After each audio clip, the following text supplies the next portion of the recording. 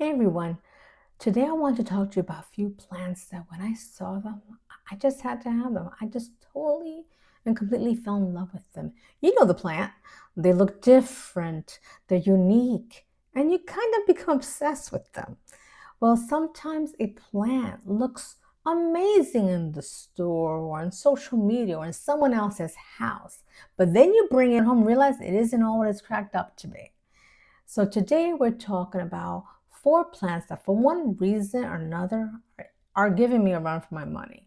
The first one is Silver Streak Pothos. This is a cutting that I got from my son-in-law. And I thought, well, it's a pothos. I have pothos. I know how to take care of pothos. No, this plant did not agree. I rooted the cutting, I planted it in soil, and I treated it just like any other pothos in my collection.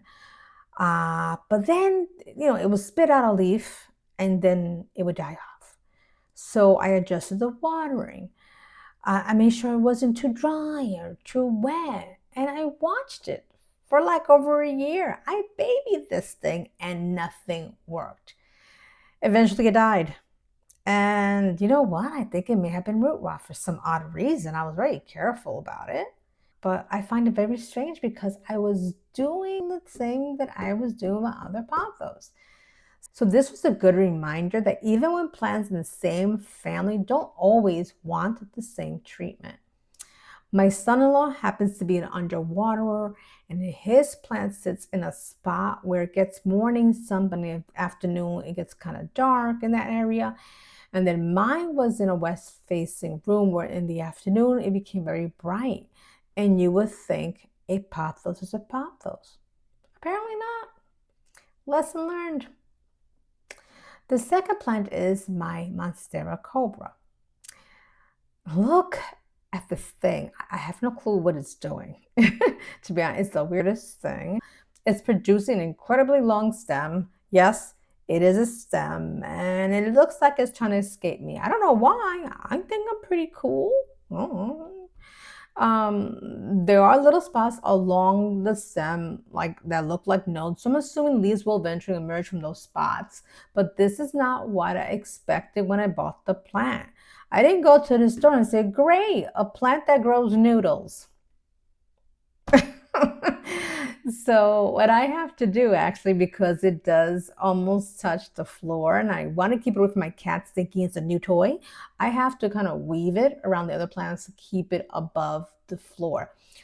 But yeah, it's still beautiful. Trust me. I do think it's still beautiful and unique, but not in the way that I expected it to be. The third plant is one that really belongs to my husband, but you know how it goes.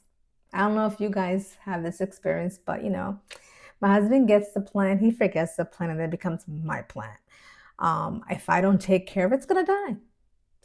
I believe it's some sort of ficus, but if you know exactly what it is, please comment below.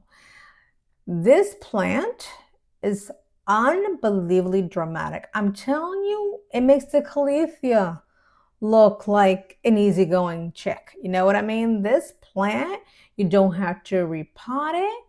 You don't have to disturb the roots. You don't have to touch it. But you move it like 6 inches to the left and it's, oh my God, it's the end of the world. It starts drooping and losing leaves and it acts like you completely ruined its life. Then a few weeks later, recover and it's like if nothing ever happened. But I will give it this. As someone that tends to overwater, I do appreciate that when it is dry, it droops. So I know that, I'll give it water and then it's happy again. But the whole thing about, oh my God, you moved me, you looked at me, and oh my God, I'm gonna lose all my leaves. It's getting kind of old, like please. Also, it'll grow stems and then lose one and grow another and lose something else. It's just very strange plant. And at this point, it's here because it's here. And to be honest with you, if somebody wanted it, they can have it. But anyway, and finally, we need to talk about my Florida Green. This one hurts because I'm still in love with her. I am. And we're going through a rough patch. We need some couple therapy. But look at this. I bought this plant expecting it to be happy and full and just lush, maybe, if it could be that way. But instead, it's producing these long stretches between the leaves. This room is bright. Again, it's west facing, and it gets strong afternoon light.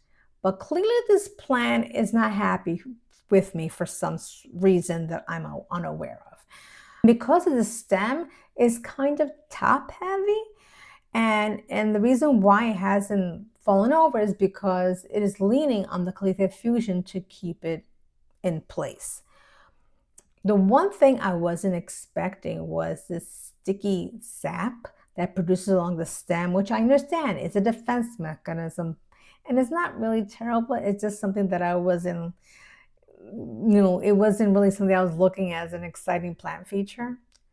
But to me, the bigger issue is the spacing between the nodes. I know it's probably a lighting issue, but now I have to decide, do I add a grow light? Do I move it somewhere else? Do I give it some of my southern facing window prime space? The problem is that that window is usually reserved for succulents that require direct sunlight. Despite of all this issue with this plant is that the Florida Green grows incredibly fast. This thing never stops. It keeps producing. So I could cut and propagate it, but then I'm gonna end up with 10 plants that are doing the same thing. But on the bright side, since it grows so quickly, it'll be great for experimenting. I can propagate it and spread them out in different locations and conditions, see which works out better for them. So that's my list of complaints. Don't get me wrong, I still love my plants, but sometimes the plants that you fall in love with are the ones who test your patience the most. If you have a plant that's currently giving you a hard time, let me know in the comments below, because let's face it, plants are wonderful. But the more plants you own, the more opportunities there are for chaos. As always, thanks for watching and welcome to my madness.